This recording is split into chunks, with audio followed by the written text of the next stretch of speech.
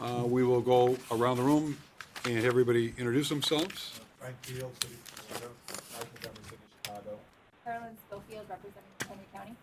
Rita Athis, City of Chicago. Jerry Bennett, representing Southwest Cook. Aaron Alamon, CMAP. Diane Williams, South Cook. Matt Raleigh, Mayor Montgomery, representing Canyon and Kendall. Jim Healy, DuPage County. And on the phone, we have Angie. Ian Sheen Center. Okay. All right, we'll move along. First item on the agenda is the minutes of the February 12th meeting. I'll entertain a motion to accept the minutes. So moved. Moved and seconded. Any questions? If not, all in favor signify by a vote of aye. Opposed, vote of no. The motion carries. Our executive director's report, Aaron. Thank you. This morning you'll hear a presentation from our Chief of Staff, Amy McEwen, and our Director of Innovation and Strategic Alignment, Tina Fassett-Smith, on our upcoming year's budget and work plan. Amy and Tina's presentation are going to highlight how we are continuing to align our work with On to 2050 to advance the three core focus areas that we want to help move the ball on: climate, transportation, and the regional economy work that we are known for doing here. I just want to say before we get into their presentation, thank you for the lion's share of work that they have led over the past few months along with our senior management team to get this done. We have moved the date up on our work plan to help meet some IDOT requirements, so it's a little bit earlier than usual, but we look forward to your discussion when it comes time to the presentation. A few other announcements here. Thanks to all of those who've paid local dues. We've collected 83% of local dues, but if you have any questions, we'll be reaching out and sending a second notice to folks who haven't paid soon. But Angela can answer questions, or myself as well. So the one other thing I wanted to add, I've got a couple other things here that I wanted to talk to you all about here. So the Surface Transportation Program, I know that some of you who are more heavily involved in the councils of mayors across the region may have heard that we are out of programming authority. And so, I wanted to just step back and make sure the board was understanding where we are and what we're doing to make sure that our region continues to move good projects forward here. So 4 years ago, Federal Highways issued a notice to CMAP that we actually were distributing our funding across the region by population alone. And that was a finding for us because population alone doesn't encompass the entire needs of a community. It's not looking at the condition of the roads and the assets that are there and the infrastructure there. So at that time, CMAP staff began the process of working with the Council of Mayors in the City of Chicago to develop a new funding formula program that really took into consideration not only the goals of the regional plan, but also the condition of the assets and infrastructure to make sure that we were being transparent and performance-based in our allocation of resources across the region. So that process took our staff a long time. They had meetings with all of the councils. And over the past 3 years, we came up with an agreement. And essentially that agreement included a new formula for distribution of funds for all the councils, but also a shared fund for the region so that joint projects, these large projects, had the opportunity to compete so that councils weren't constantly saving up money year over year to accomplish large projects, and that we had a way to really fund these regionally significant projects across the region that councils and that the region wanted to see. So, over the past 3 years, we have come to conclusion on the projects that were in that program, and we'll be starting that new formula distribution in October. What we saw in those 3 years where we've held things based on the historical formulas was that the councils have spent their money faster than ever before. We spent approximately 3 years worth of program in a little over 2 years. And so that's a good thing. It shows that our region can mobilize and get these projects off the ground and going. The downside is that it's put a squeeze on what we have available until our next year's marks come into play here. So we are actively working. My TIP team, Jesse's team, are actively working to watch and see what makes the IDOT letting, what sort of leeway and dollars we have to allocate to good projects that are in the pipeline as well, to make sure that every penny that becomes available unexpectedly gets going and reallocated to projects that are waiting in the wings. Tomorrow, we will be meeting with the Council of Mayors, Executive Directors, and staff to talk about proactively how we spend some resources we have a pot of money that's available, and we want direction as to how to move that forward. So wanted to just make sure that the board was aware of that and that we're taking steps to make sure that we're actively programming projects as resources become available. I had asked, Yeah, so the counties have been involved in the conversation, and are they invited to the meeting tomorrow? Yes, they are. So the county-based councils, okay. I'd asked Aaron to give an overview to the board, because obviously it's been great consternation over the last 2 or 3 months as to like what happened. And I said the good news was that more projects became ready than money was available. 2 things. One, we're hoping that the state may release some additional monies. We're hoping more. The state of Illinois itself has got its own problems right now with that large capital program.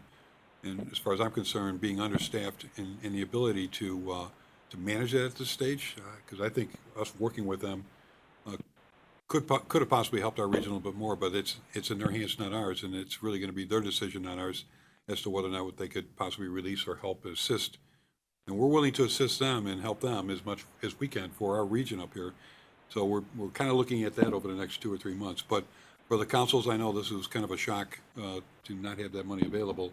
But I think Aaron and staff are trying to go on out and explain, and certainly the meeting tomorrow hopefully will be further clarification as to what happened and what we're going to do. More importantly, what we're going to do going forward, and hopefully to try to release some additional projects with the next letting, if that can take place. But we're doing our best to manage this. And again, because we went through that transition period with the Fed requiring us to come up with the new rules and regulations regarding how we approve projects, I think that led to part of the problem of this no man's land for a year, almost 2 years, before things could get going or back to normal. So hopefully it'll straighten out. Thanks for giving the update. Yeah, we do anticipate that there will be resources to put projects on the June letting. But then there will be a couple months where we'll be playing it by ear, seeing what makes the IDOT letting deadlines. If additional funds become available, we will make them available to the councils. And essentially, the new marks will go into effect in October, so there will be projects again and a regular stream of funding with this new formula starting in November. So, we appreciate everyone's patience, but again, I'm going out and meeting out with the council directors this month. Good morning, everyone. Rick, is that Mayor? You on the phone? Yes, sir. 10 minutes. All right. The chair recognizes Mayor Reinbold, and Mayor Noak has just showed up. So, okay, I'm sorry. Go ahead, Mayor. I believe the planning liaisons and also the executive directors of the Council of Mayors were invited as well, so many of them are of the COGS. Yes. Yeah, there was some confusion about the planning liaisons. Absolutely. Whoever wants to attend that are key people in the COGS on their transportation program. They're more than welcome to come and attend and ask questions, et cetera, et cetera. And Mayor Schilke from the Council of Mayors Executive Committee is also We'll be on the hot seat. attending. I will say that I've said to the Transportation Committee and the Policy Committee that when I first started CMAP, I remember staff going to the planning liaisons meetings and saying, you better spend your money, we're going to lose it in a rescission. And, it's kind of amazing to be able to say, hey, we've spent our money. So, it is a bad problem to have, but it's also a good way for us to show, especially I think as we look at the federal transportation bill reauthorization, this region can now say that it has a history of completing their projects, getting them obligated, and that we can effectively deliver a program here that's larger than what we have today. And so I want to see the positive in this, but I do understand the valid concerns from all of the councils, and we want to make sure that we are actively moving things forward as funds become available. Bless you. A couple other. Did you have a handkerchief on you? A couple other We notes. did have this meeting today, by the way. I know, we did not cancel our meeting. Last month I presented to a couple county boards across the region to share the agency's work and continue to make sure that the door is open as we are talking with our partners, because essentially our work here doesn't matter much if we aren't working in lockstep with our county partners, with our municipal partners, and with our civic partners. I started meeting with the COG directors as well this month to just make sure that they know me, that we can have a good working relationship, and that I want to hear their concerns from them and figure out ways for us to be continued strong partners with them. So as always, we want to make sure that you're aware. If you're interested in joining me at any of those meetings, I would love to have you at my side. That would be great. The other couple points that I have is that in February, I was in Long Beach for the annual board meeting for the Coalition for America's Gateways and Trade Corridors, a coalition of members that are ports and other major freight centers from across the country. We were able to sit down with staff from the House Transportation and Infrastructure Committee and also the Senate Environment and Public Works Committee, who are actively drafting language on the next transportation bill and the policies. And it was an opportunity for us to show them, the concerns that we have to continue to create program top of mind for them. Again, I believe I said this at the last meeting, but to reiterate, I don't think that anybody thinks a new transportation bill is going to be reauthorized at this time, but the staff is saying that they're putting in the hard work to evaluate the policies, and we want to make sure that we're there at the table with them. And I'll just also share that we went to the Port of Long Beach, which is fully zero emissions, green port, had the opportunity to see some amazing infrastructure. They've invested in billions of dollars in going green, in having autonomous vehicles, and also retraining their workforce. And I'm sure they, had some tussles with the unions to be able to make that happen, but they've effectively retrained their entire workforce to be able to address these highly automated, highly technical products. So no longer are the staff climbing up and down these giant cranes to get to the top of these loading and unloading facilities. They're in a room helping to coordinate the computer systems that make these things function. So I thought it was an amazing success story. If you want to hear more about it, I'm happy to share, and I have some pretty cool photos. So pretty cool experience overall. And then just lastly, I'll mention that Monday, if all goes well, I will be at the City Club speaking.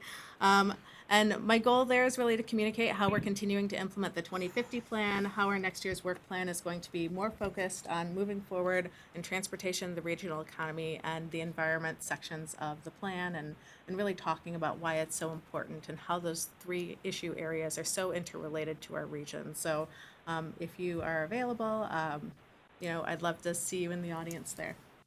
So that concludes my report. Thanks, Erin. I missed last month's meetings. I don't know if it was mentioned that Erin was also Woman of the Year, Women of Transportation. Yeah, Received she that, did. another great honor for this agency. And I think as we sat and interviewed Erin, that one of the goals that we hope to see you accomplish is spreading the word about CMAP and the good work that we're doing. And I was sincere about offering our help to IDOT if, in fact, there's a staffing problem or they need, especially for our region, if we can help them up here in any way that we can. That offer is on the table with Secretary of Transportation. He's part of the MPO up here as sitting on our board. So, but we need to know that. We need to know How we can help. what's not happening, and possibly if we can use our agency to assist them. We're more than willing to do that. I'll make sure to convey the message at Policy Committee tomorrow. Appreciate it. Thank you. Under the community reports, Frank. Yeah, excuse me. Thank you.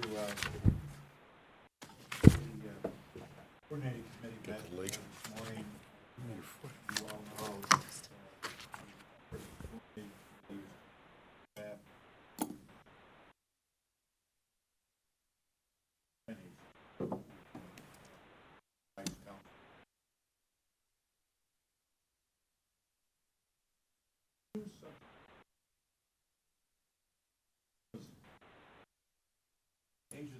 Is to produce a guide on local incentives for economic development, which would include sales tax rebates, property tax abatements, tax increment financing, in the view that local governments could use some assistance in understanding the effects of those incentive systems, their fiscal effects of those incentive systems, and the law regarding all those incentive systems. So that this guide, we hope, will come out later this year, and it looks like an exciting service to constituents of CMAP.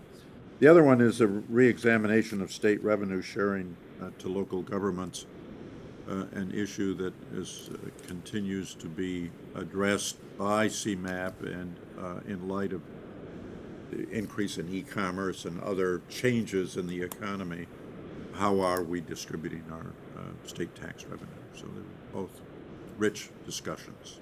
Thank you. They strike at the core of all of us who are mayors up here, and the problem we're having right now with the state of Illinois and their continuing efforts to balance their budget, and hopefully not on the backs of local governments. The LDGF fund, as we knew when they first took it away some years ago, that was now going to be an open topic of discussion every year. The governor this year, in fact, in his budget proposal, is setting aside another 5% of our revenues on hold if and when the constitutional amendment on state income tax passes or not. If it doesn't pass, we're going to lose another 5%. So it's been an open warfare on us. And unfortunately, local governments, even with the things that have taken place last year with video gaming or cannabis, for us to have to depend on that kind of revenue is not really a real pretty picture going forward. But certainly for non-home rule communities, which still continue to be under attack. I think people realize that 80% of the cities and villages in the state of Illinois are non-home rule. It's only 20% that are. And it shouldn't be a have and have-nots. And that's a fight, Frank, I think we continue to face with the General Assembly and understanding, the operations of local government and giving an equal chance of non-home rule communities to have the same power and abilities as local or as home rule. And the other point you bring up about economic development, I know the governor, I just got word yesterday that they are finally releasing some of that capital money on economic development for local communities, almost $80 million.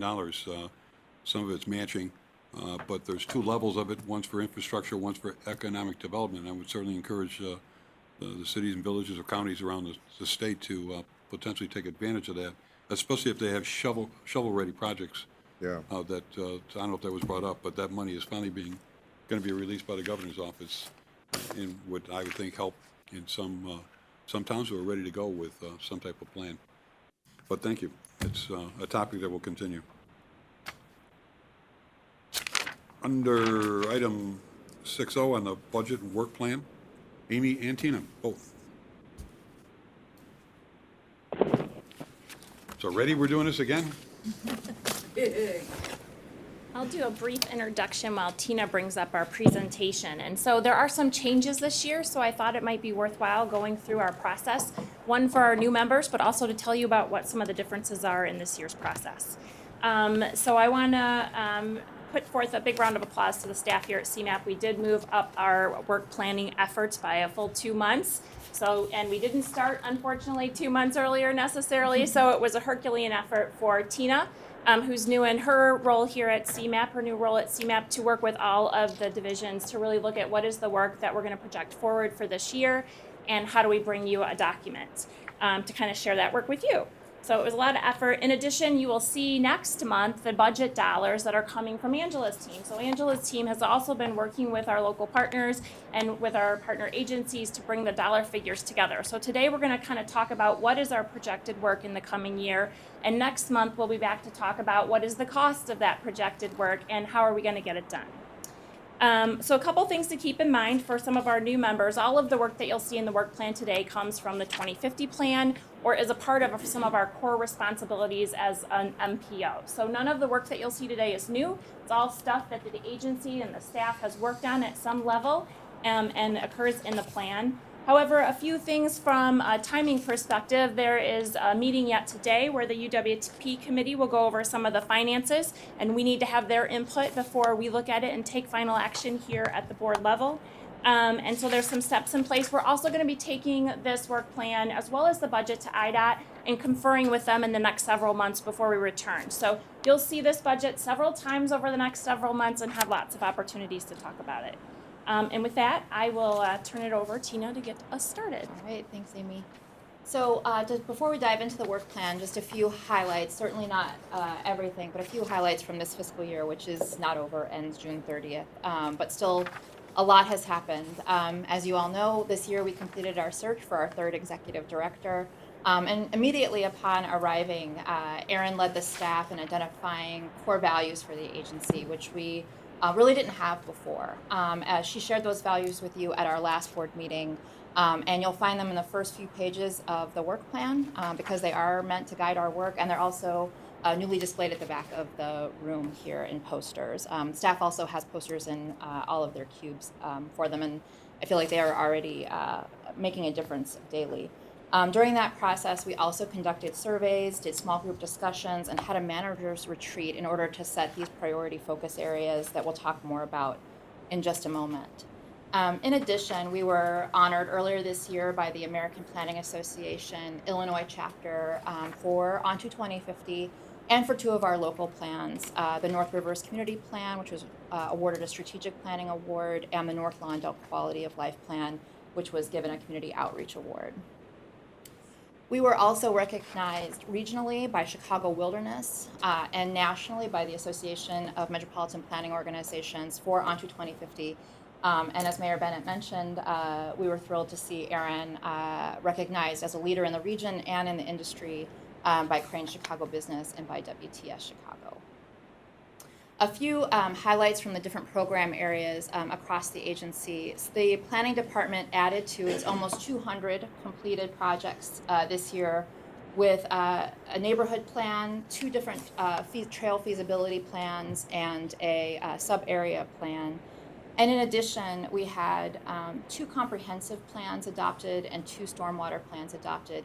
We also had an early and important victory from our embedded staff planner program in Sauk Village. The village was awarded Invest in Cook funding for a shared use path. This was a key recommendation of the comprehensive plan that was adopted by the village in 2019 and done in partnership with CMAP. So we were excited to see real implementation come from that program and our efforts there as well. Amy's going to discuss a few more highlights from our program areas, and then I'll come back to talk about the work plan.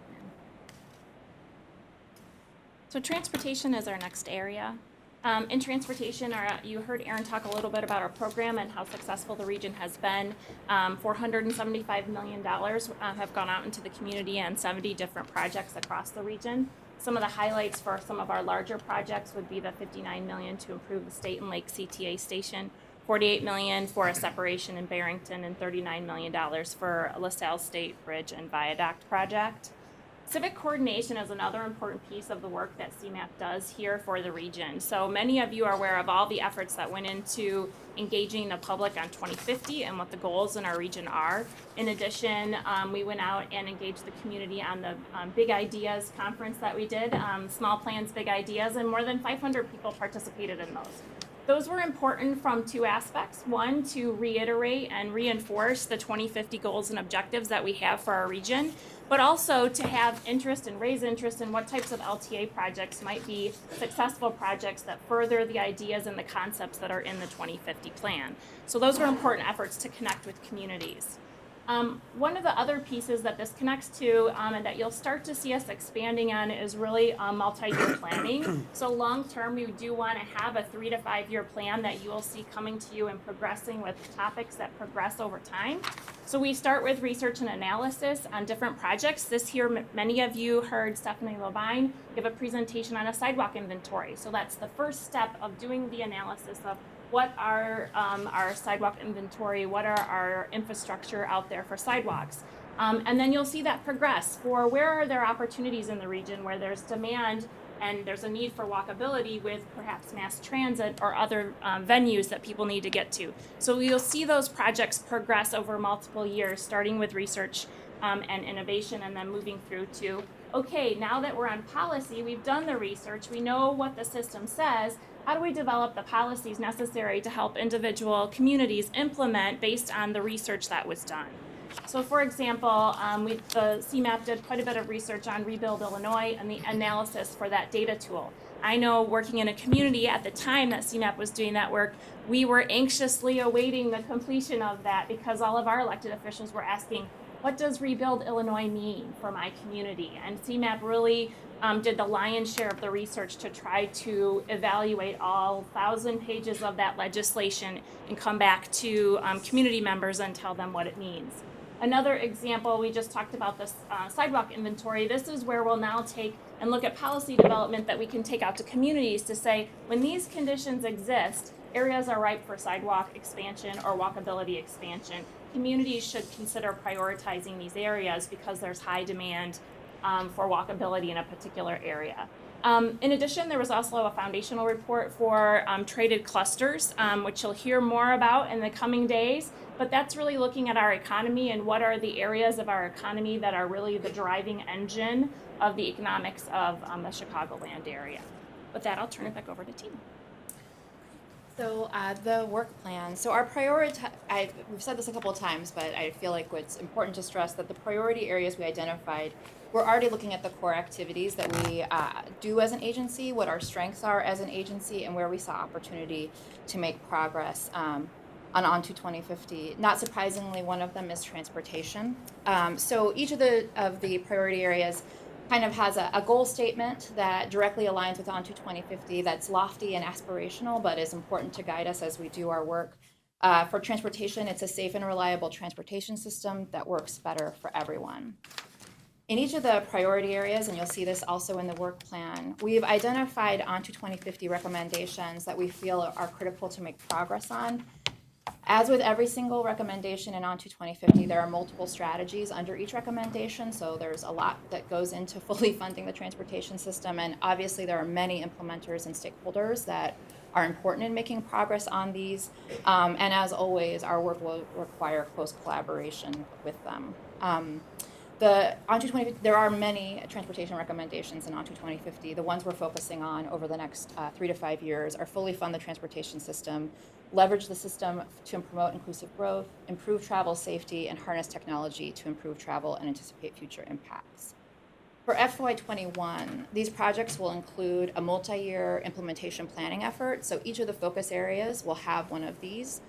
As Amy mentioned, our goal is to create a work plan for these focus areas that looks out over 3 to 5 years, where projects build across on each other and work across departments and incorporate what may be required for the update to On to 2050, which will need to be done in 2023. Other projects in this build off of work that we're already doing. One is to help ensure that the fines, fares, and fees used to fund our transportation system also are supporting our inclusive growth goals. Preparation for changes that will continue to come from technology, such as the electrification and connectivity of vehicles. Continued analysis on transportation funding needs in the world after the Capitol bill, after Rebuild Illinois. And a newer project, the first phase of a regional safety action plan that was directly informed by input from this board and from our other transportation partners. Amy's going to talk about the other 2 priority areas. We certainly talk about transportation here a lot at CMAP, but we want to remember that we're also given a charge by the state of Illinois to be the planning agency for this region, and a couple areas where CMAP conducts work that we want to talk about: regional economic competitiveness. So over the years, CMAP has done a number of studies about our regional economic competitiveness, and we know that as of right now, we're not keeping up with our competitor regions across the nation. And so part of what we want to look at is what can CMAP do in partnership with all of its communities and agencies to support our economic growth and the inclusion of everyone in our economy. So in the 2050 plan, there's a number of recommendations on regional economic competitiveness, including pursue regional economic development. In the coordinating committee meeting we had today, we talked about this again. Our region is significantly competitive, and we do have a lot of local governments. But what is it that we can do to tie those local governments together to make sure that our region is successful as we as individual communities are successful? We also want to look at reforming incentives for economic development. We know that nationally and internationally, communities give incentives. What can we do to shape those incentives such that it benefits the economic reality here in Chicago and helps our areas grow? But first and foremost, also includes areas that have been disinvested in and are experiencing challenges in their community. We want to develop tax policy that strengthens communities in our region. Sometimes we look at and pass individual laws without the context and understanding the context of all the other laws that are on the books. So what can CMAP do as its research arm to really connect those different disparate actions to make sure that the results of all of those create strong communities that have diversity in their revenue bases and can be successful. We want to prioritize a path forward for upward mobility. We know there are communities and areas in our region that have not been successful. They have experienced disinvestment, and in some cases, they've certainly done everything they can to be successful and still aren't experiencing that. So what are the things that we can do? How do we outline that path forward for them so that they can begin to experience the same opportunities as communities who are successful today? And then when we talk about specific projects, you'll see some of these sound like repeats, but they're really first actions that we need to take to get towards our goals. So the first one is really putting together that regional economic plan. So engaging the communities in the Chicagoland region to really say, what are we willing to do together? And how can we look at our actions together and come up with a future that is more prosperous for all? Then there's the analyzation and visualization of performance trends. So there's lots of studies on our region, but what are the most important factors for us to be watching as it relates to our region and whether we will be competitive, whether we will continue growing as an economy, whether we will have jobs for the people who want to live here and who live here today. Then there's the assessment of the disinvested areas. I think this one is something that got a lot of conversation during the 2050 plan development because we have communities that just haven't been able to be successful. We have areas all across the 7 counties that are experiencing disinvestment. And the only way to go forward in that area is to understand what's causing that and then to talk about what strategies might be to help address that disinvestment pattern. We also have state revenue sharing. We talked about this as well in the coordinating committee. Again, individual laws are passed, it sets state revenue sharing, but sometimes that state revenue sharing impacts communities differently. And so how do we understand those impacts? And again, talk together about what potential path forwards are for how to make that different and more successful for all communities. Then there's analysis and guidance on the use of incentives. We talked a little bit about that already, and as well as regional workforce and labor market trends. So our businesses are successful because our people are successful here. And so how do we collaborate with the strong workforce development organizations out there to make sure we're continuing to grow workers here that our industries want and see as a value to their future. The other area of work is climate. So regional climate action agenda is something that we want to work on with folks in this arena all across the region. We know that it's an area where we have a lot of opportunity for mitigation and for strategies going forward. And so the plan says we want to intensify our climate mitigation efforts and plan for climate resilience. And so knowing that individual actions on their own will not necessarily change the entire trajectory, but it certainly can have an impact. And so what are those steps that we can take? What other strategies we can put in place? And how do we partner with our local communities to make sure we're doing what we can? The projects under that area is climate mitigation and an adaptation multi-year plan. Again, you'll hear this multi-year plan coming from us during this work plan process because we want to map for you what a series of steps will be over the next 3 to 5 years for how we might have a more significant impact with the tools that CMAP has here. We have local implementation of climate mitigation. We have a lot of great partners out there doing some really good work, and I think there's a significant opportunity to work with those partners and share the ideas and the concepts that they've already put into place more across the region so other communities can look at that for their area.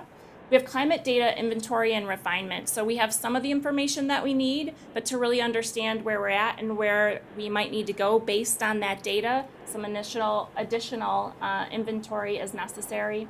We have, and you heard the presentation on greenhouse gas emissions. I think there's more work we can do there to connect to the projects that CMAP works with the partners to fund, and how do we look at what those impacts are when we're looking at our funding decisions for transportation and roads. And then we have the mitigation strategies around transportation. So that is the conclusion of our presentation. I forgot to mention earlier, all of our experts are in the audience here at CMAP, so if you have very specific questions, Tina and I are happy to help, and/or we'll look to our fellow staff members to answer them as well.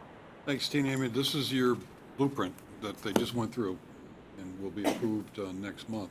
again, may I ask, with the governor announcing $80 million being released, if possibly CMAP can send a reminder out to the cities and villages and counties of that money that's available, and possibly that CMAP would offer, if some town's not sure of what that grant can offer, if we can assist local governments on possibly explaining what is eligible, maybe not eligible, I think it goes a long way, because you're gonna find towns that see those money and number, and whether or not it's gonna be a big bureaucratic mess to try to apply for.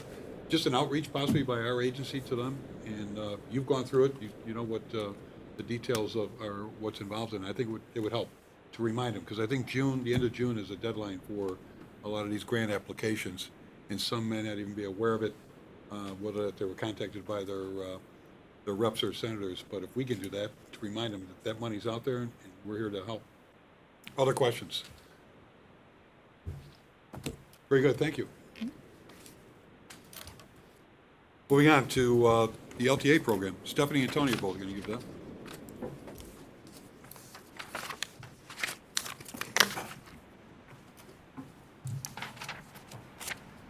Good morning.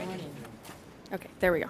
Good morning. I'm Stephanie Pfeiffer. I'm the Deputy Executive Director, it's always a mouthful to say, of the Planning Department, and I'm here to talk to you this morning about the recommended FY21 Local Technical Assistance Project that we are proposing for the board. Just to give a little bit of a history on the program, because I know we do have some newer board members, this program is all about collaborating with communities on plans to address local and regional challenges. So this is really where CMAP's work from the work plan really touches all of the local municipalities and local governments. CMAP initiated this program a decade ago, and it really was about creating planning projects that advance the recommendations of the regional plan, and that was the intent of the program. Over that decade, we have initiated more than 200 projects, and we have finished over 180 projects. So we are well on our way with making that regional impact at our local level.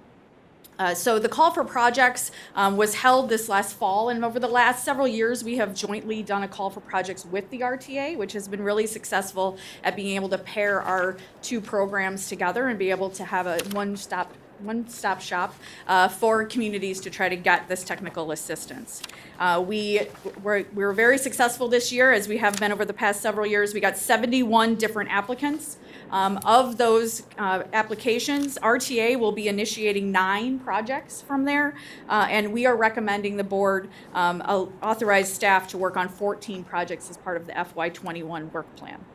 How did we get from the 71 to the 14 that are before you today? There was a lot of evaluation from October until today.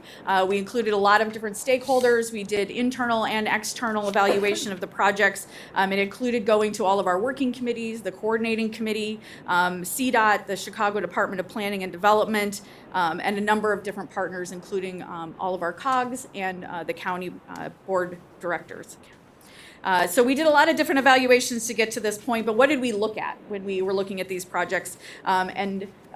We looked at, obviously, the alignment with On to 2050. We looked at community need. We looked at geographic distribution, really pursuing equity, which is one of our driving goals, fostering collaboration, and then alignment with the agency's priorities that were just gone over by Amy and Tina.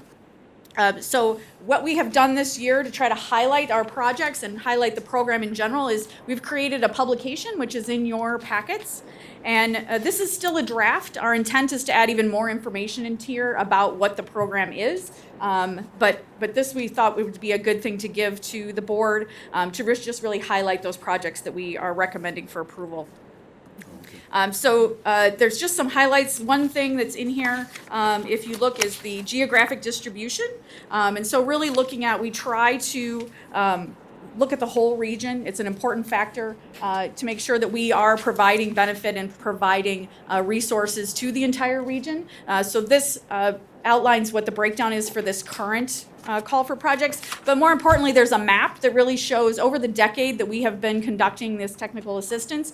We have been successful at touching every corner of our region, and the areas you can see that the vast majority of our region we are currently doing projects in. So not only have we historically been able to go into every corner of the region, but we are actively working in the majority of the region right now, and we'll continue to do so with the 14 projects that are before you today. The next thing I want to highlight is community need, which again is another important factor when we're looking at communities being able to benefit from the program. These are communities that don't have the resources themselves to do a lot of this planning, and so we really want to be that resource for them.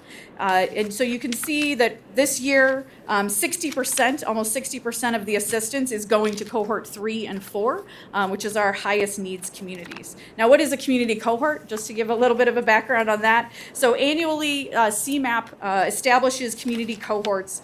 These are grouping of different communities based on 4 factors. They are population, median household income, tax base per capita, and the percent of population located in an economically disconnected or disinvested area.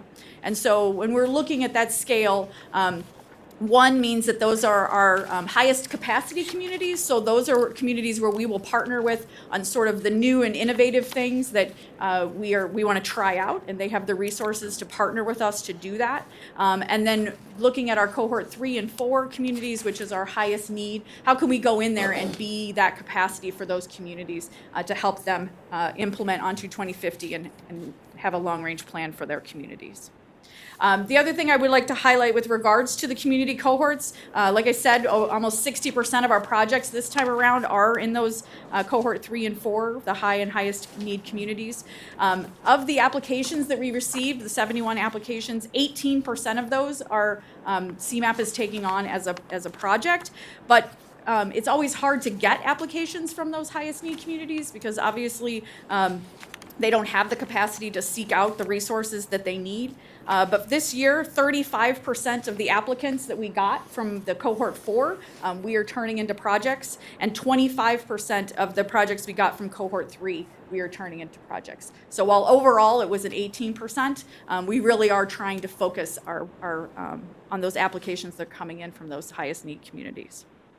Then it goes into the projects, and so we've created project pages for each one of them just to give a little bit of background and information. One thing I want to highlight is we've created these symbols that really talk about how do each of these projects, why were they selected, how do they impact the work, and how are they going to help us implement onto 2050.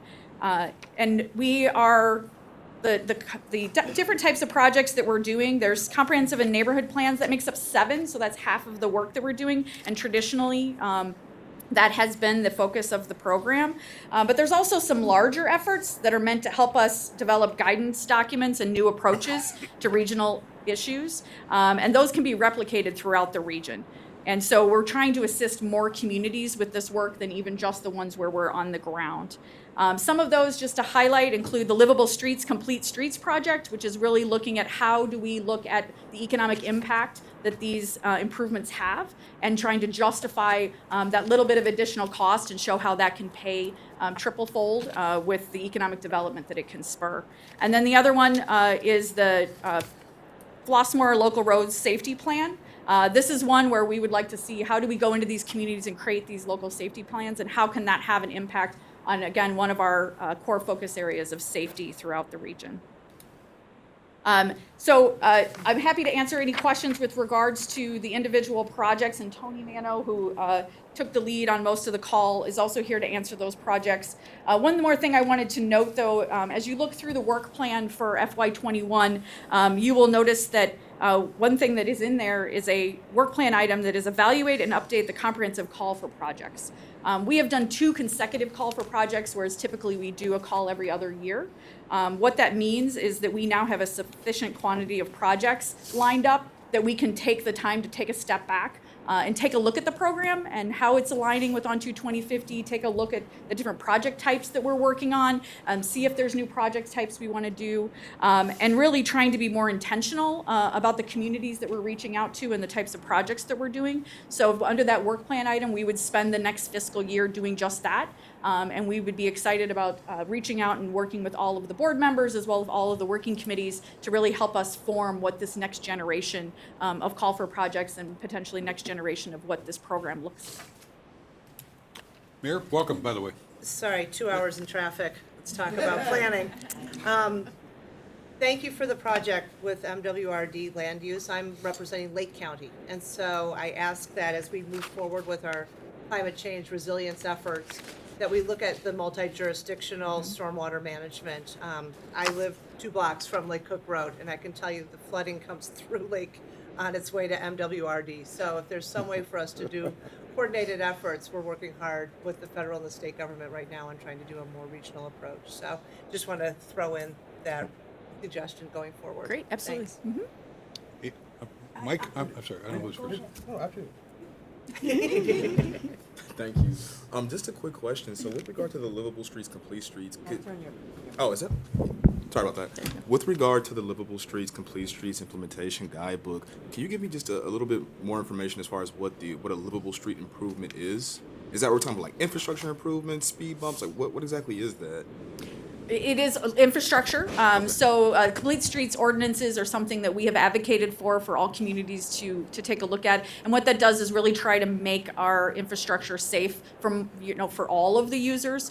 So trying to make pedestrian improvements, bicycle pedestrian improvements that can really make it a safer environment, but it also does things like add to the livability of the street.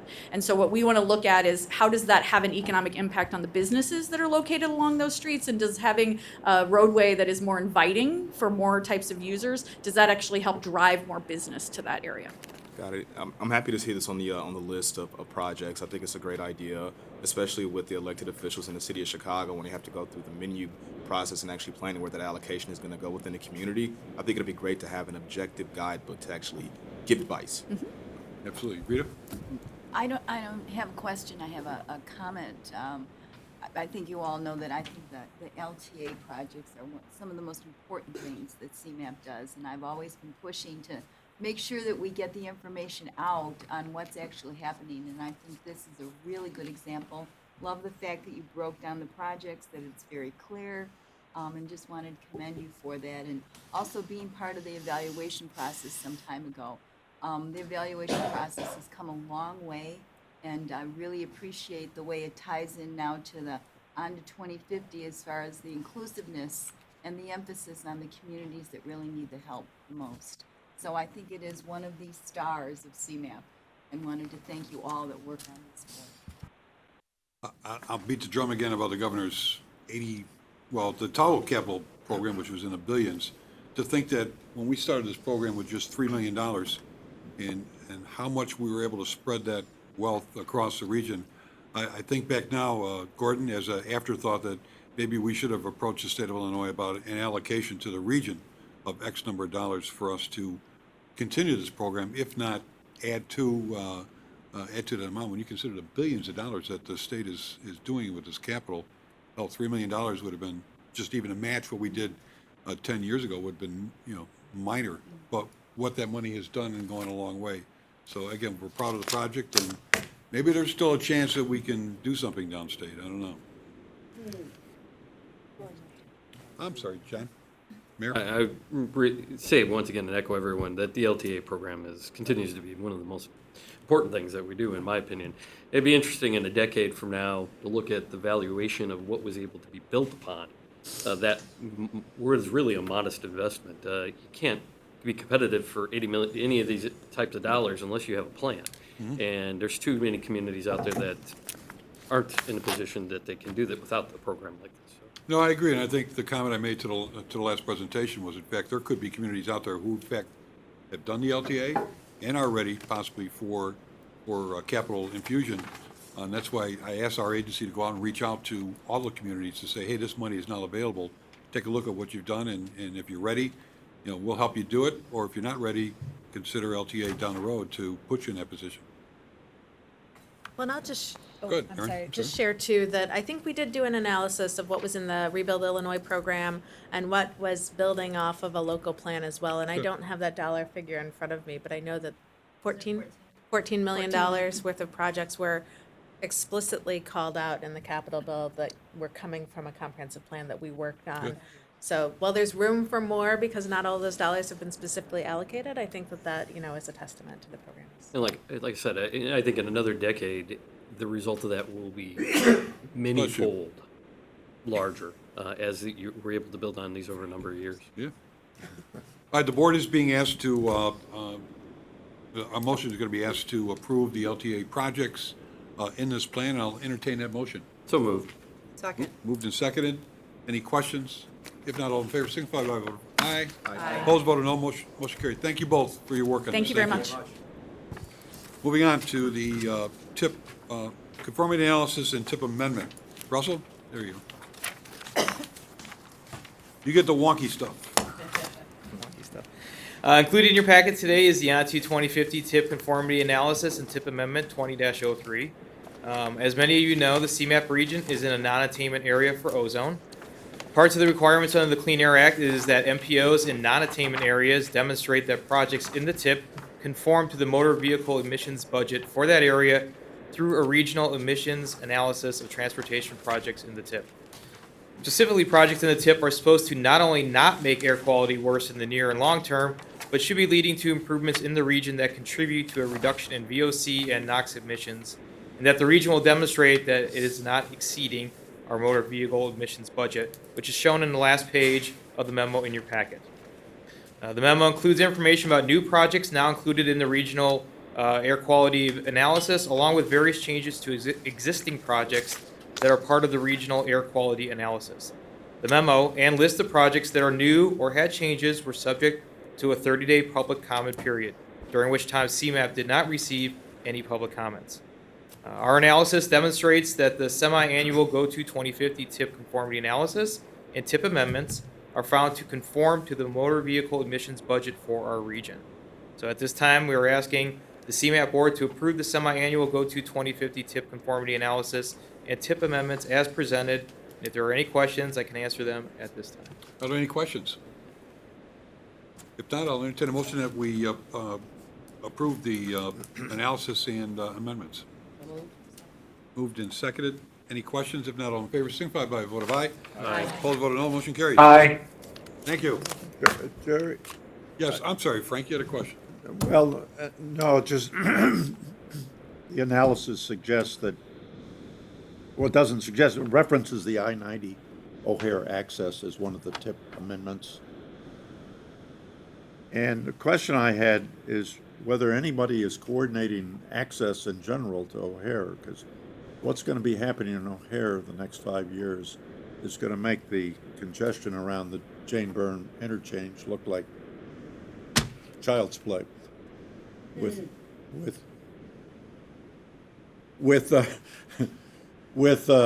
highways, Metra, CTA, Western Access, an enormous number of trucks in and out of there for the O'Hare terminal modernization. It just seems like a perfect storm developing, and I wonder if anybody's in charge of that. Well, you have two partners.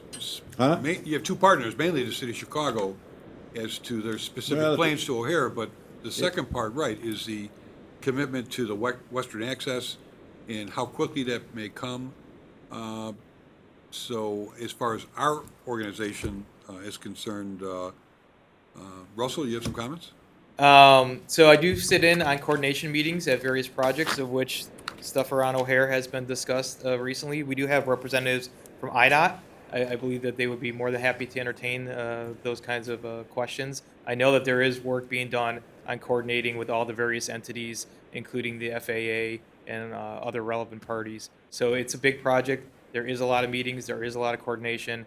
And I think you'll probably be hearing more about that from IDOT shortly. It's great. And in saying that too, right, as far as the short-term, long-term, do we have an analysis on what Frank's talking about, increased congestion in that corridor?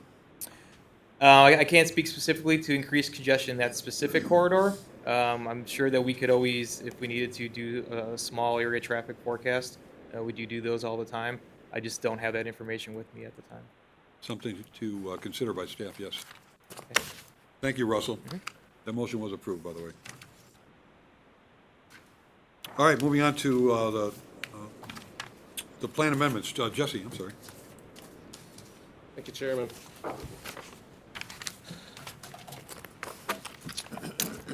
Good morning. I'm Jesse Elam. I'm a deputy director here, and this morning I'm going to kick off a process to consider amending onto 2050. That's going to take place both today and over the next couple of months. The plan was done back in 2018, but things can change. Things can and do change. And while onto 2050 is supposed to guide investment, and it does do that, it also needs to be flexible. And so we have an amendment process to add projects to the plan. So for background, one of the federal requirements for doing a long-range transportation plan like onto 2050 is to show what the future transportation system is going to look like and how it's going to be paid for. To make that practical for a region as big as this one, at CMAP we focused the discussion on project investments over a certain threshold. And we call those projects over that threshold regionally significant projects, or RSPs.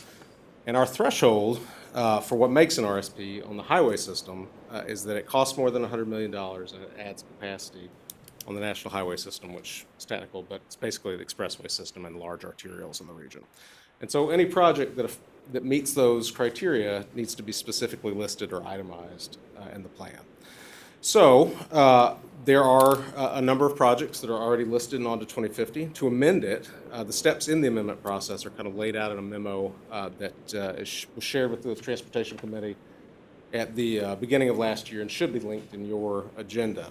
The first major step in the process is the one that we are doing today, which is for the project sponsor, in this case IDOT, to give an overview of the project, talk about its benefits, to the CMAP board and the MPO Policy Committee. They will do that tomorrow at the MPO Policy Committee meeting.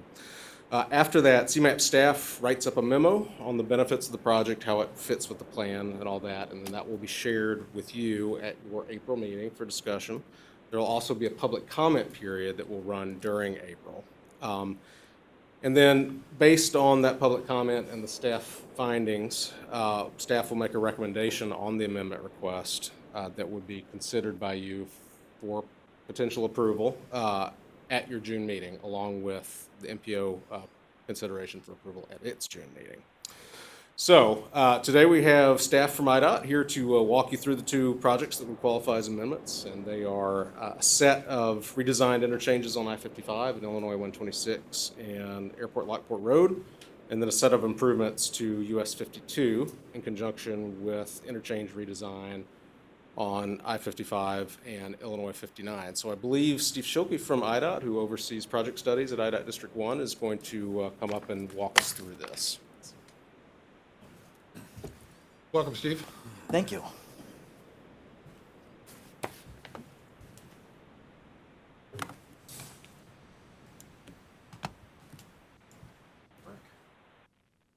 Do I have to do something magical? I'm sure I'm missing a button here. I do that all the time. I'll just present. Okay. Yeah. Okay. Well, mic on? Is the mic on? Mic is on. Okay. Can everyone hear me? All right. Thank you. And thank you for having me. I'm going to talk about the two projects that IDOT is proposing a plan amendment for. It's the I-55 at Illinois 59 access study, and then I-55 at Airport Lockport and 126. Today I wanted to talk about the project history. These projects do have a lot of history, particularly going over 55, 59, and then Airport Lockport at 126, but then also talk about the project costs, which is one of the reasons why we're here, and then finishing up with the project benefits as far as why we are looking at these areas.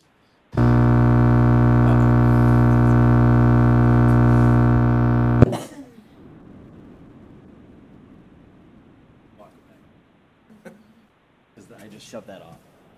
I don't want that to keep. So where are we at? So we are located along I-55. in particularly Will County. This particular process for both projects kind of started off, and you're kind of seeing this kind of throughout the region. 2 partial interchanges with access to and from either the south or to the north. Kind of started with, well, we really need full access because it's a growing area. So you kind of see this playing out for 88 at 47, all the interchanges along I-90 of Barrington, 47 that have all been kind of partial interchanges widened. So that's kind of how it started. The I-55 at Illinois 59 access project kind of started, that's the kind of on the southern end of the map here. It's the very last dot. It's a partial interchange to and from the south. Joliet started the study way back when. We looked at it as part of the Illinois 59 widening project in the 1990s. When we went and actually widened 59, we put in a lot of provisions to widen the interchange to a full interchange for that area. Eventually led to an access justification report in 2008. In 2010, Joliet led what was called the Joliet Regional Gateway Project. There was a lot of, I would say that there's a lot of public involvement in that one. There's a lot of environmentally sensitive areas in that area, and I'll go over that in a second. And so there was a lot of study. Eventually in 2016, they turned it over to IDOT because Joliet really wanted to look at a broader area, which was good. Because when we went in, we ended up looking at a 6.5 square mile area and said, what are truly the needs of this area? So we kind of threw out local jurisdiction. We looked at all of the needs of the area, looking at crash data, capacity, future growth.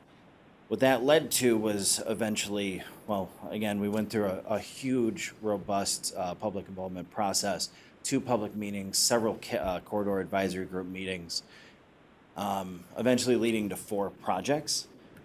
Back, some of the provisions that we put in 2008 actually we're not going to go with that. Originally, it was kind of envisioned that the interchange would be along Sile Road and kind of expand County Farm. But north of Joliet Junior College is kind of a pretty environmentally sensitive area. It's a fen site, threatened endangered species.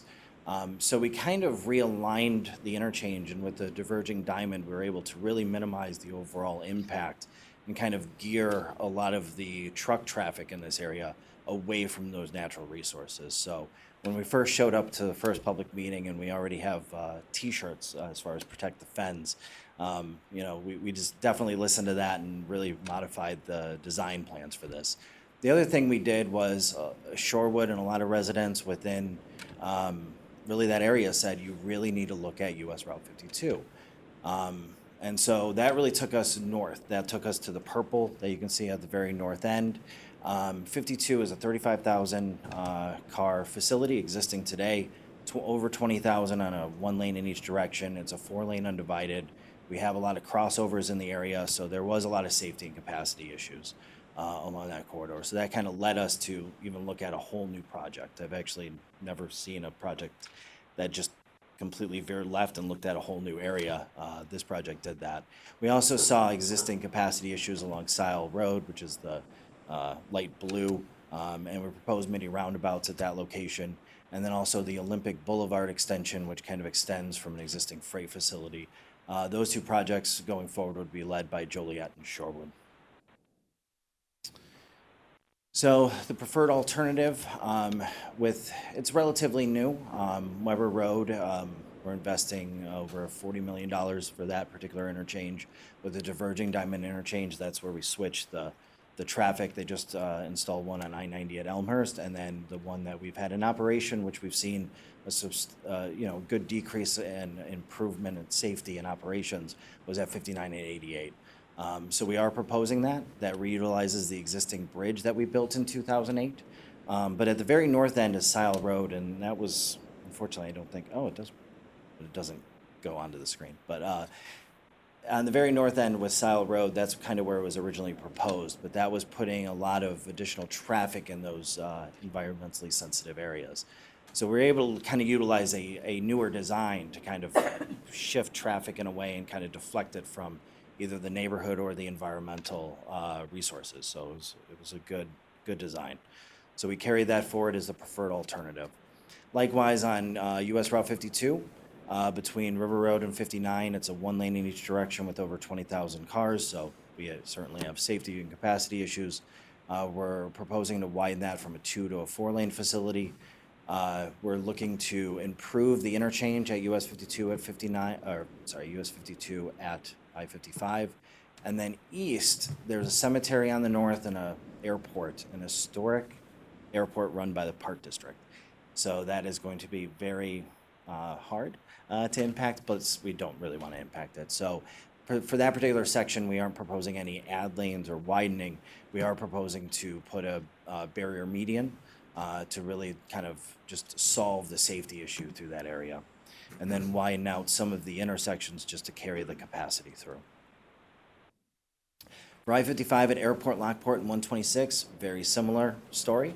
Started back in May of 2007, actually before that with the pair of feasibility studies. Really it started with Romeoville and Bolingbrook.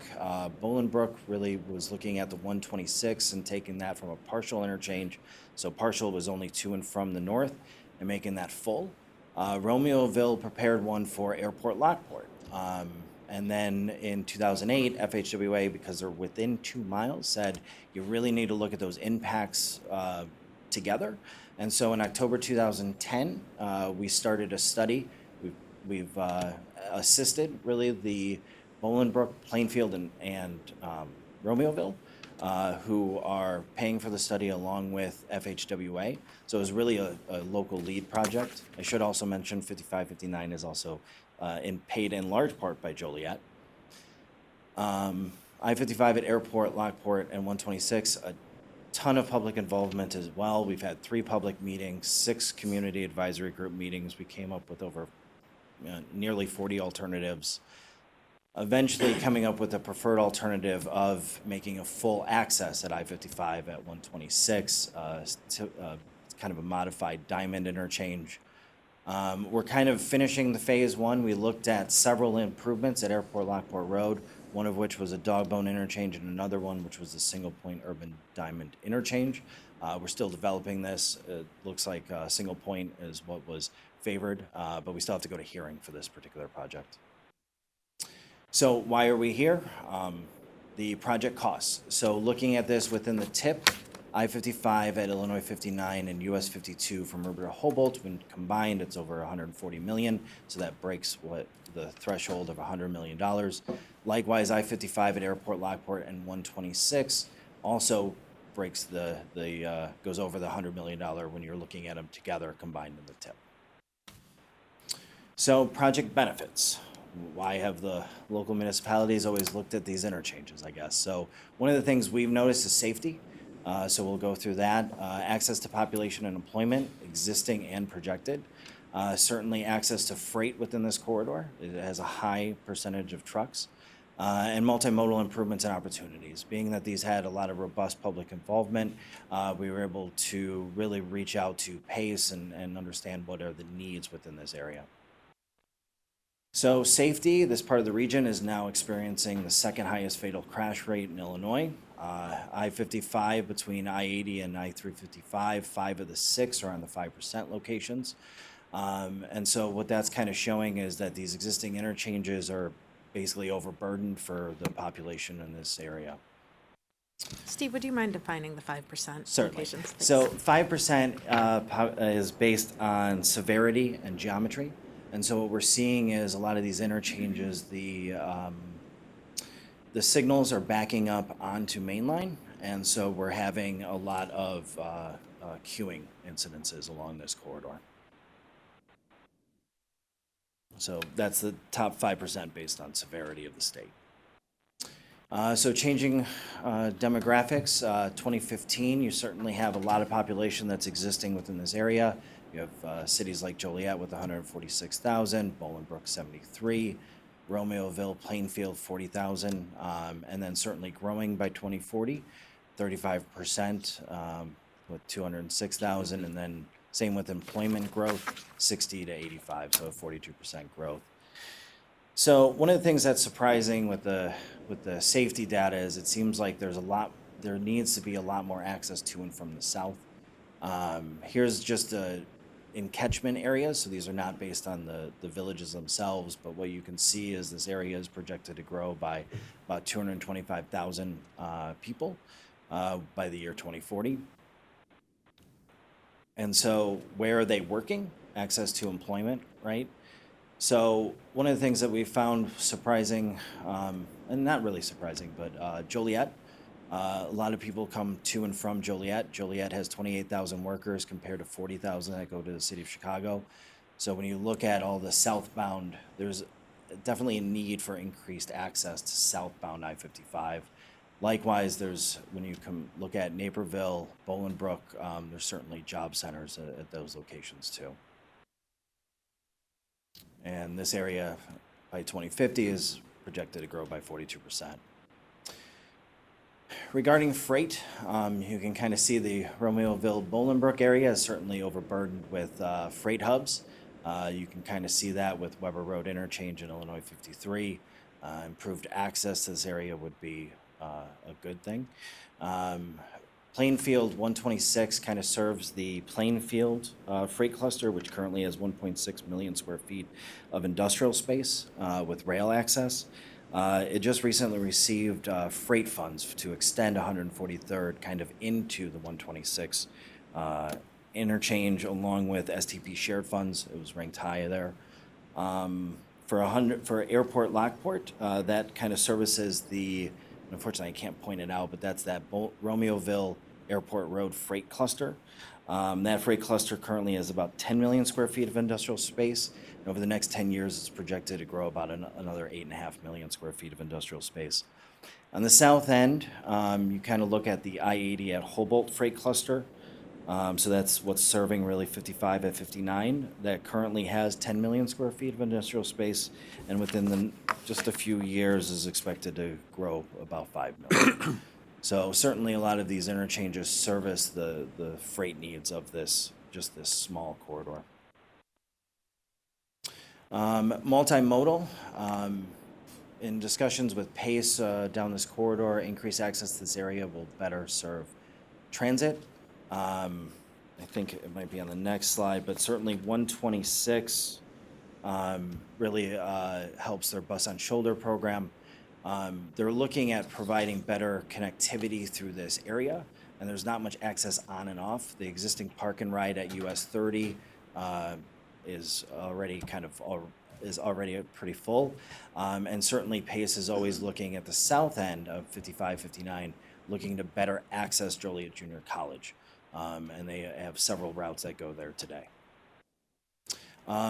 With Complete the Streets, we have we have a new chapter in our Bureau of Design and Environment manual, but certainly bike and pedestrian accommodations are important, and we've included them on all the projects that you see as far as a multi-use path. Particularly US 52, there's a multi-use path down the entire way that's planned, connecting Will County Forest Preserves into the DuPage Trail. So we've been working with Will County Forest Preserve and Shorewood and Joliet on that one as well. Environment. So one of the reasons why these particular projects have taken some time is that there's a lot of environmentally sensitive areas within this area. They're the I-55 at Airport Lockport and 126 is an environmental assessment. And so the alternatives that were carried forward and ultimately the preferred are the least environmentally impactful. And on top of that, what we're doing is best management practices, bioswales to almost all the outlets there. A number of the old quarries in that area and strip mines have now turned into natural areas, and so we're protecting those. Reduction in emissions. There is a lot of congestion at the existing interchanges. We saw a lot of traffic attracted to these new interchanges. All these bridges, including what we're currently building on Weber, are accommodating the future managed lanes system. So that's the I-55 from I-35 to 9094, and then extending that eventually down through this area. And then certainly as we expand the bridges, that's going to allow wider shoulders and potentially the expansion of the PACE Bus on Shoulder program. And so that was it. Everything we Questions? needed to know about those two projects, you represented it. I tried to go as quick as I could. Yeah, other than make a comment, obviously with the controversy a few years back about the Ileana, I think this organization said it would support in every way it could, investing in the local roads and or support to the interstate system down there. So this is gonna go a long way, I think. There's more work to be done, but, I think in general that, the planning over a period of years, you've hit it now hopefully for this board to give approval. Questions regarding those two projects? Again, we have to officially amend the plan to allow these two projects to go forward. And if there's no other questions or comments, I'll entertain a motion. Mayor? I think he did a good job. Actually, I've worked on some of these projects before I was even mayor, through many careers. So, in fact, both these projects, we can go back even further than the timeline that these gentlemen have, this gentleman has outlined, that he's done a great job on. But I want to thank all the partners that have been involved in this. There's been a lot of planning, a lot of discussion over many years. These didn't just come out of nowhere. These are well thought out, well prepared projects. So, I want to thank the IDOT for their presentation. And I was premature in a vote. Actually, this will be at our June meeting because you have to go before the MPO policy committee, et cetera, et cetera. Again, my last offer to IDOT, not last offer, we will help. If you need help downstate, we will help. If you wanted me to, I can certainly answer that one question about 192 while up here. Is there any more questions on these particular projects? No? Okay. So as far as 190 or I-190, we had just advertised for the design of 190. It is a very large project. It's estimated at over $500 million. But part of the next phase design, once we get closer to construction, we have a substantial amount of coordination that is already occurring and that will occur with Chicago Department of Aviation along with CTA, Chicago Transit Authority, and then as well as City of Chicago. They've been the lead on that particular one for a long time. Ultimately, CDA has really partnered with us. It's a very nice improvement for them. So, but there will be a robust public involvement kind of once we understand the exact schedule. Right now, we're kind of figuring out the schedule. There's utilities that we're working through. There's, certainly a lot of things that we're working through. So, The tollway involved? the tollway on I-190 is not No. I mean, I'm not talking about the I-90 project. I'm talking about access to O'Hare from all directions and all modes. Yes. Which is a complicated problem, given what they're doing there. Yes. So one of the things we're currently in the middle of, and we have another meeting coming up at the end of March, is we are looking at tollway data along with traffic flows in and out of the airport. We originally got the plan done in 2011. And so what we're currently doing is kind of looking at, okay, well, since 2011, the ATS or the consolidated parking garages have been in place. So we're kind of looking at the overall impacts. You certainly have the western access, and then the 490 corridor going in. So all of that's kind of being updated and looked at, and that'll help us give us a better picture of what the traffic impacts during construction are, and ultimately, are we planning the right thing down the I-190 corridor? So yes, that is all being looked at, along with potential improvements along I-90 as well. So yeah, we're all in coordination. Great, thank you. I had a question about the projects of regionally significant projects, RSP.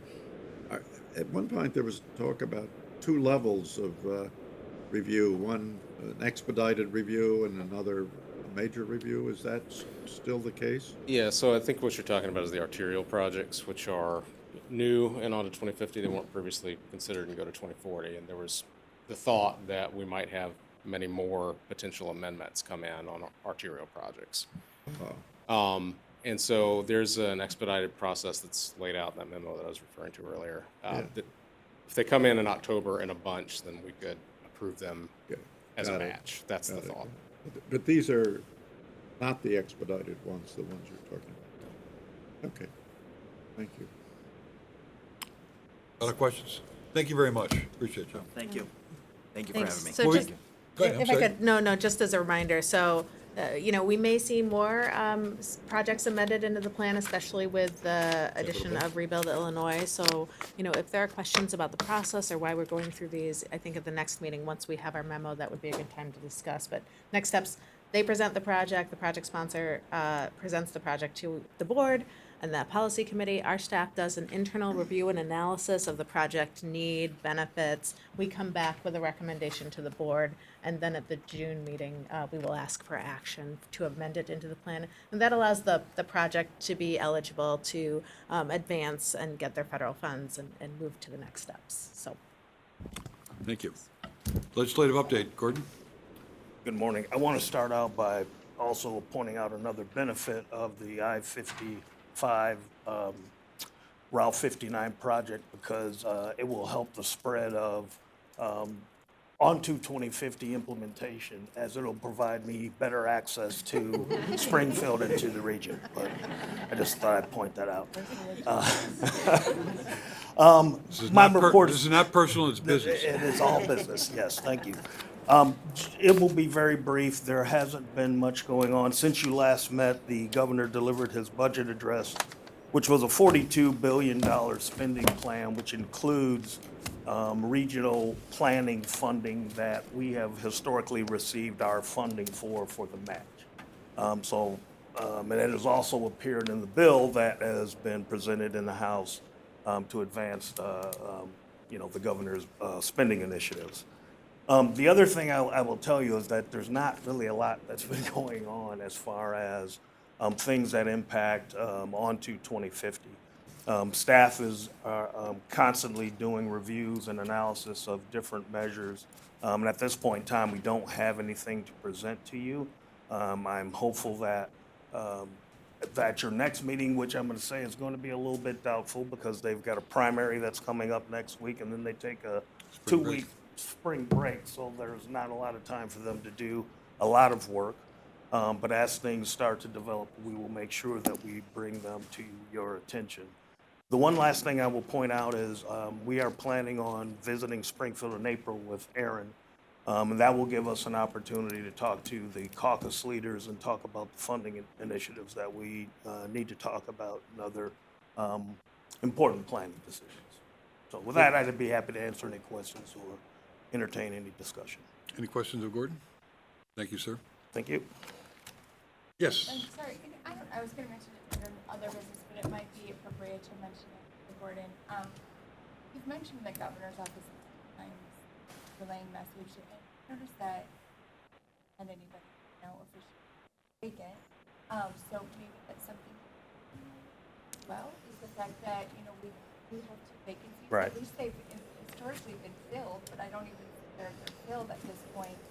It's very disappointing. I mean, I think we've always struggled to have representation by the governor's office, and this is even further disappointing that there's not Right. even any appointed at this point. Yeah, Carolyn, she makes a great point, because I think the comments that have been made here should be related back to the governor's office regarding a whole myriad of topics. Right. And in the past, he had some pretty, I think, key staff people, on this board for that message to get related back to him. And yes, and hopefully, again, it's people that are key to his administration. Right. And just so you're aware that we are, Anthony, Simone, and I are talking with one of the governor's policy point persons this afternoon, and that is one of the talking points that we have, is to bring up the governor's vacancies. I don't think they watch YouTube, so they I don't can't hear know. us. Thank you. This meeting is taped and publicly displayed. Under other business, other than to let this board know, obviously, we're all concerned about what's going on internationally with the virus that's out there. And I guess I've talked to Aaron. We don't know next month, as we don't know possibly in the next 2 to 3 days as to what's going to happen.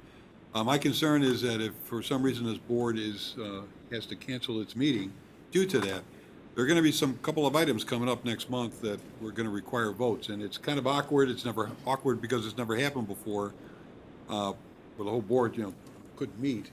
But there's some key issues, and I'm deciding whether or not to indicate to this board that certainly in the area of procurement, we have that our new facility coming up, and there may be a large contract coming up next month for us to move on, and whether or not the board would feel comfortable at this meeting to give a preliminary okay with the information certainly sent out to all the board members, and without objection, we can't vote on it, but without objection for a contract like that to go on. I think I have great confidence in staff and their abilities on all these contracts and procurements to provide us the right recommendation. It's kind of a difficult, again, awkward thing to indicate. I don't think we've ever had to do it before. But we are still on schedule to do certain things, and certainly that's one of them, in consideration of possibly a couple other motions that I don't know how critical they are, that they could be left to the following month. I'm just throwing this out there now because we don't know what possibly could happen, and that is a dilemma that we would face if we could not meet officially as a board. We can't all get on the phone and say yes or no, but we can, the board can provide some guidance here to staff as to how they're possibly going to move on a couple of contracts. Comments? Question. I'll get on. We can't. We cannot do it. Then there's a state of, I mean, locally, we can. I don't think I have the authority to declare a state of emergency, but, No. I mean, it's because we're guided under state statute, and it spells it out. What it would, I think, would give us an opportunity is at this meeting to say that we would vote to allow staff to go ahead with that in April pending a potential cancellation of the meeting. Again, whether this board feels comfortable in doing that, one of the information, Angela, could come out regarding that contract possibly?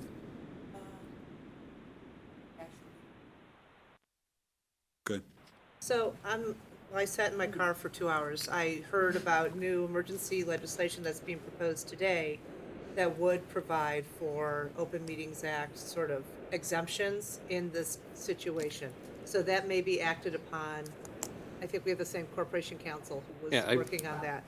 And I believe that's something that's being considered this week. And it's something we might want to encourage them to be comprehensive in whatever approach they If they're take. going to give that power out there, right? And for a defined period of time. Yeah. Yeah, absolutely. Okay, other comments regarding, or alternatives, I gather? I think we should just watch that because I'm guessing something will have to happen. I think locally, we have that ability, but as a, ability to. Statutory requirements, correct, Right. correct. Legislation. So, This week, okay. like today. Well, we'll certainly keep our eye on that too. and- It's productive to sit in the car for 2 hours. Okay, well, with that, meeting's open to the public. Any comments? I'm sorry. Yes. Yeah. You just want to show off that shirt, that's all I know. Yeah,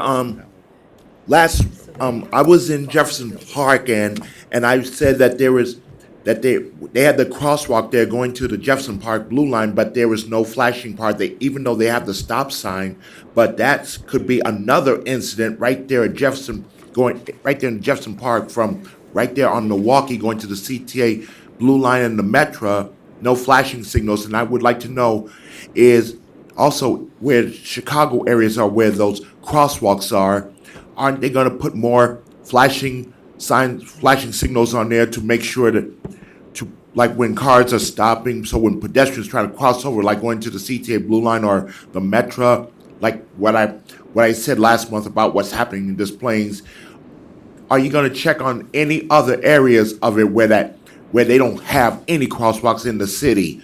Because that could be a big incident waiting to happen in a few seconds if someone gets hit or something. So you need to check on that right now to make sure where are the targets of it in the city so we won't have any more lives to be dead where people are going to be end up in a hospital. And also too, I just wanted to make sure the progress of the airport transit at O'Hare, are they going to try to have the PACE buses since they closed down the O'Hare Kiss and Fly part, since the PACE bus is still there, but once that thing is completely finished, will the PACE buses be over there where it also connected to the Metro too, since only the shuttle buses are only there, but will the PACE buses be able to move in there too? Mm-hmm. So like it'll be access to it, and not only people with disabilities wants to know how they can get to the Metro, but they're having problems with the shuttle buses too because they cannot, on the shuttle buses, they can't even tie down an individual in a power wheelchair or a manual wheelchair. So my biggest concern is when are they going to do that part? So individuals with disabilities, like where we are in Des Plaines, once we get on the Pace bus and we want to go to O'Hare transfer, because if there's a backup on the UP Northwest line where we are at, and then someone tells us we have to take a different Metra, will they be able to do that instead of us have to take the shuttle because since they don't have no tie downs or something like that? We can check with CDOT, yes. Yeah, and Garland, I'll say that PACE and Metro will both be at the policy committee or typically attend our policy committee meetings tomorrow too, so we can check in with them and convey your concerns. All right, and make sure about checking in other cities to make sure for those crosswalks, because that's when I only saw the stop sign, but no flashing part like the one they have at Harl by Higgins going to the CTA Harlem Blue Line. So you need to check on that because that could be an incident waiting to happen. I think IDOT ought to hire you as a consultant representing those with disabilities. I'm telling you, you do a great job. Any other comments Thank or you. questions? The board will meet, the executive committee will meet right after this meeting in the debate room. Is that our room? Same place in the corner. Again, we will keep you informed as to next month, and hopefully we will still have a meeting with that in mind. I'll entertain a motion to adjourn. So moved. Move second, all in favor,